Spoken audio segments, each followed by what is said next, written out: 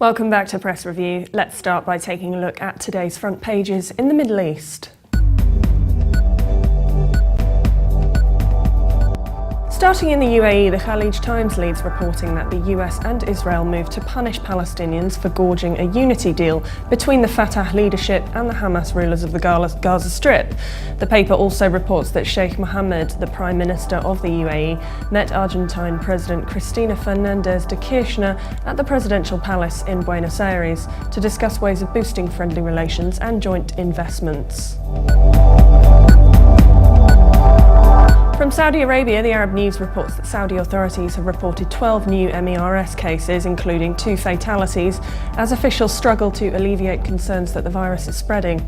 The paper also reports that Sultan Malik, spokesman at the Communications and Information Technology Commission, has said that hackers will face 5 years in prison or be fined a maximum of 3 million Saudi riyals, or perhaps both under new security measures. Israel's Jerusalem Post reports that Prime Minister Benjamin Netanyahu has said the Hamas-Fatah reconciliation pact kills any chances for peace between Israel and the Palestinian Authority after the 7-member Security Cabinet decided unanimously to suspend negotiations with the Palestinians. The paper also reports that the Education Ministry has announced a comprehensive educational programme about the Holocaust to be taught to all students from kindergarten through high school from the next academic year, marking a first-time Holocaust curriculum which will be implemented in the education system. From Lebanon, the Daily Star leads reporting that Speaker Nabih Berri has described the first round of the presidential election as a rehearsal and says next week's session will be aimed at electing a new head of state. It also reports that 8 months after taking office, Iranian President Hassan Rouhani has suffered his first major political defeat, with the public overwhelmingly brushing aside appeals to forego direct government aid. Egypt Independent leads reporting that Israel's Security Cabinet met yesterday to weigh its retaliation to a unity deal struck between the Palestinian leadership and the Hamas rulers of Gaza. It also reports that Malian prosecutors have charged 2012 coup leader Amadou Sanogo with complicity to murder over the discovery of a mass grave of loyalist soldiers. Now let's take a look at the top Middle East news from UK papers.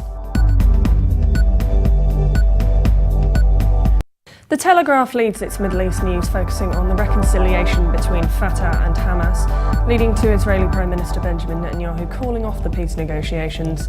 The paper says rather than sinking the talks, the pact may have exposed a flaw at the heart of the process launched by John Kerry.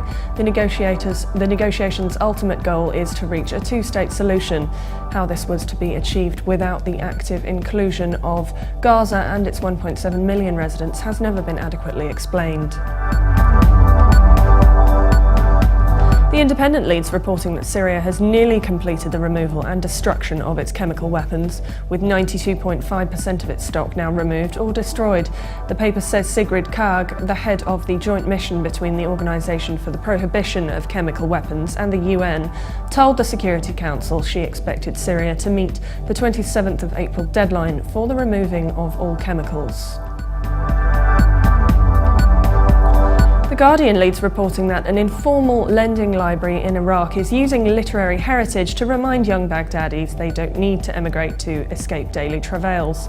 The paper says Iraq is the land where writing was invented and Baghdad is famous for its book market, but basic literacy has plummeted and strict security measures at nearly every establishment mean few people can easily walk off the street into a library. Now here's the Middle East news in international papers.